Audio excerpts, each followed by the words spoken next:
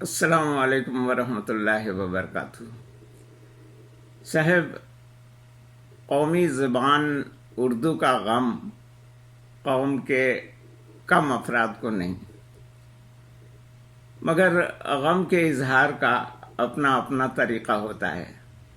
شاعروں کا کہنا ہے کہ پھول اپنے طریقے سے اپنے غم کا اظہار کرتے ہیں۔ ہر تبسم پردہ دار غم نظر آیا مجھے، گل خزاں کے راز کا محرم نظر آیا مجھے۔ پھول اپنے غم کا اظہار کھل کر کرتے ہیں، اس عاجز نے اپنے غم کا اظہار کھلکھلا کر کیا۔ اردو زبان کی درستی سے متعلق اپنے گریے کو پرمزاح کالموں میں ڈھال دیا اور شان الحق حقی کے الفاظ میں دعویٰ کیا کہ کس طرح لب پہ ہنسی بن کے فغاں آتی ہے، مجھ سے پوچھو مجھے پھولوں کی زباں آتی ہے۔ پھولوں کی زباں کے عنوان سے ان کالموں کا ایک مجموعہ تیار ہوا اور پروفیسر ظفر اقبال صاحب نے اپنے ادارے پریس فار پیس پبلیکیشنز اس کتاب کی اشاعت کا بیڑا اٹھا لیا۔ برادر عزیز سید ابرار گردیزی نے نہایت دلکش تزئین و آرائش سے اس کتاب کو صوری حسن بخش دیا۔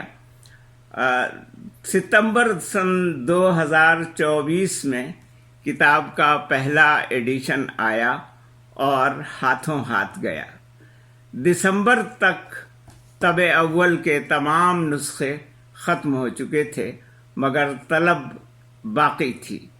چنانچہ جنوری 2025 میں پروفیسر ظفر اقبال صاحب نے اس کتاب کا دوسرا ایڈیشن بھی پیش کر دیا۔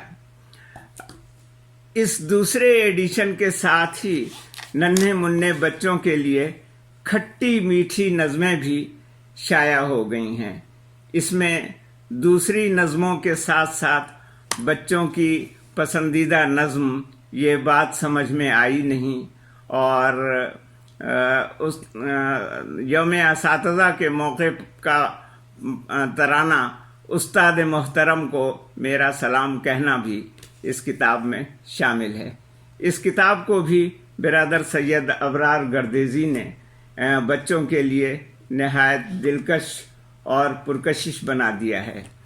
خواتین و حضرات، 5 تا 9 فروری 2025 کو لاہور ایکسپو سینٹر میں ایک بڑا کتب میلہ منعقد کیا جا رہا ہے۔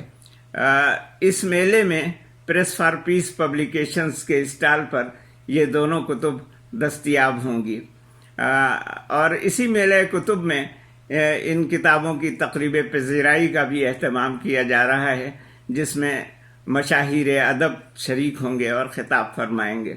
تقریب کی تاریخ اور وقت سے انشاءاللہ آپ کو بر وقت آگاہ کر دیا جائے گا، تو اب آپ سے انشاءاللہ لاہور میں ملاقات ہوگی۔ والسلام علیکم ورحمۃ اللہ وبرکاتہ۔